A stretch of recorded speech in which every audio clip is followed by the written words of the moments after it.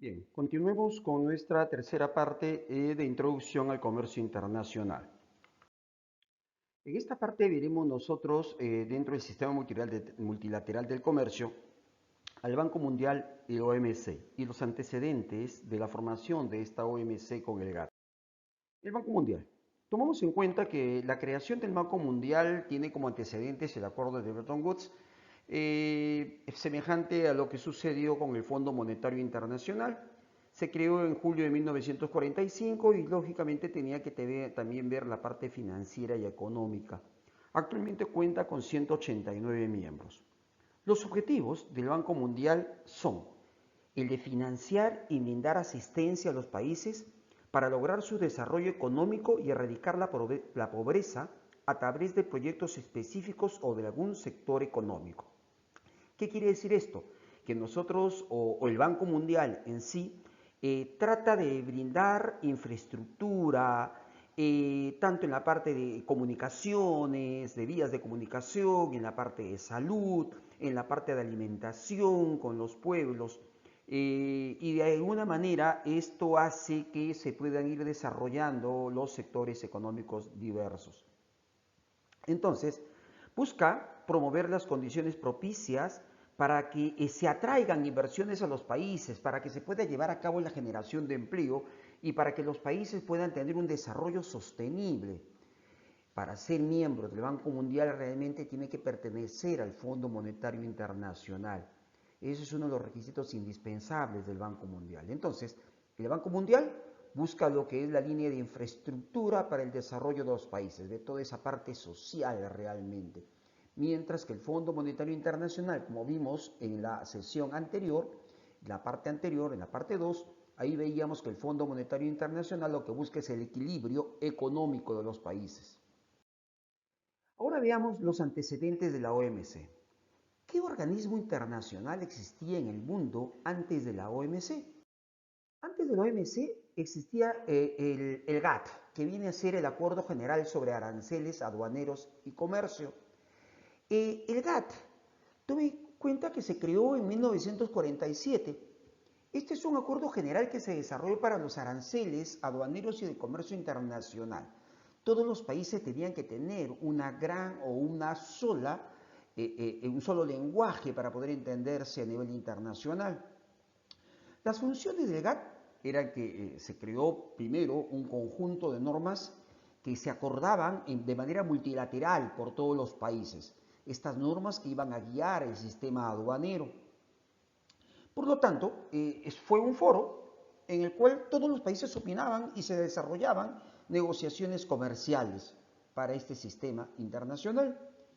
Funcionaba además como un tribunal internacional ante cualquier discrepancia, ante cualquier duda que pudieran tener los países en el sistema comercial, entonces se desarrollaba dentro de ese tribunal. Exigía que sus miembros tengan un contrato vinculante entre sí, garantizando por lo tanto un entorno comercial bastante estable entre ambos países. Información de ello podemos encontrar en su misma página de la Cámara de la Organización Mundial del Comercio. ¿Cómo surge entonces la OMC? En los años 80, la realidad comienza a ser bastante diferente y el GATT ya no funcionaba como queríamos nosotros que funcione, no respondía a estas expectativas mundiales. Por lo tanto, se promovieron una serie de cambios en la economía mundial. Y dentro de esos principales cambios está que el comercio internacional se ha hecho mucho más complejo e importante. Comenzaron a surgir una serie de barreras no arancelarias y subvenciones, tipo certificaciones, tipo primas, subvenciones que se desarrollaban con las importaciones y exportaciones. Cada país buscaba protegerse de alguna manera para poder proteger de alguna forma su industria nacional, para promover sus exportaciones, para de alguna forma restringir en cierto modo las importaciones. La globalización económica fue cada vez más grande, los países se acercaban mucho más entre sí. Por lo tanto, también comenzamos a apreciar nosotros una difusión mucho más fuerte de comercio internacional de servicios. Las inversiones internacionales comenzaron a incrementarse, ya que se iban de un país a otro sin ningún problema. llamemos inversiones de comprando a empresas ya funcionando o invirtiendo en nuevas empresas en ese mercado. Entonces, al analizar esta situación del GATT, sus miembros deciden de alguna manera resolver este tema y crear la OMC. Y luego de una serie de rondas de negociaciones que se llevaban en diferentes partes del mundo, en la última ronda, en la ronda de Uruguay, que se desarrolló desde 1986 hasta 1994, una serie de reuniones en Uruguay, entonces llevó a cabo el nacimiento de la OMC en 1994. Las funciones que tiene la OMC, primero, antes de llegar a las funciones, debemos de mencionar que fue creada la OMC el 1 de enero de 1995. La sede actualmente se encuentra en Suiza, en Ginebra, y existen 192 países miembros, los cuales están desde el 29 de julio del 2016. Mejor dicho, han ido creciendo cada vez más los integrantes, los miembros de la OMC. Dentro de las funciones entonces está el de administrar los acuerdos comerciales surgidos dentro de esta Organización Mundial de Comercio entre estos países. Tenemos ahí un foro en el cual se desarrollan las negociaciones comerciales entre países, semejante a lo que existía con el GATT. Se busca brindar soluciones a diferencias comerciales que puedan existir entre sus miembros. La OMC para eso interviene justamente para poder dirimir y establecer que el circuito del sistema de comercio internacional se desarrolle sin trabas o protegiendo dependiendo de las políticas económicas de cada país.